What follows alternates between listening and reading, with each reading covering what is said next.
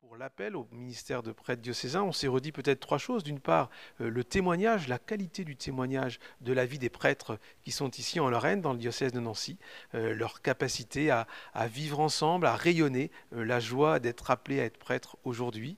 Donc voilà, la question du témoignage. Une autre dimension, c'est la dimension de l'accompagnement. Si tous ne sont pas au service diocésain de la pastorale des vocations, tous les prêtres sont appelés à participer à la pastorale des vocations, dans les lieux qui sont les leurs, dans l'accompagnement, dans le témoignage, dans l'environnement liturgique qui est le leur, dans la qualité des homélies qui peuvent être vocationnelles, et puis dans la présence aux jeunes générations, dans cette capacité à accompagner.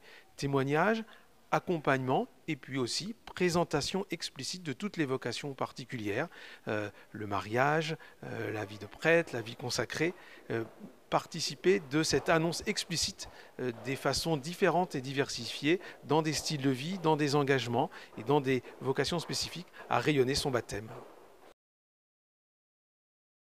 Un des enjeux pour la promotion du ministère de prêtre diocésain et de toutes les vocations en particulier, c'est d'être en phase culturelle avec les jeunes générations et ajuster son message avec les mots et les moyens qui conviennent. On sait par exemple que l'Internet, les web vidéos, les vidéos postées sur YouTube sont un accompagneur de pastoral et vocation, mais qui ne feront jamais l'économie d'une rencontre, d'une relation, d'un engagement.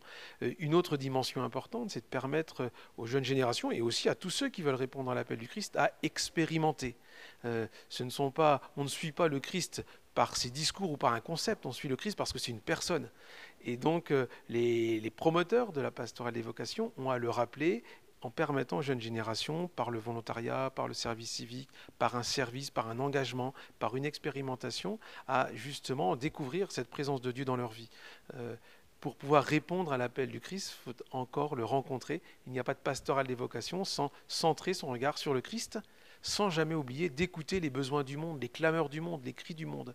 C'est un peu les deux grands moments de l'appel pour quelqu'un qui veut répondre au Christ, entendre ce monde qui crie, qui a besoin, qui attend, et puis se centrer sur le visage de Jésus.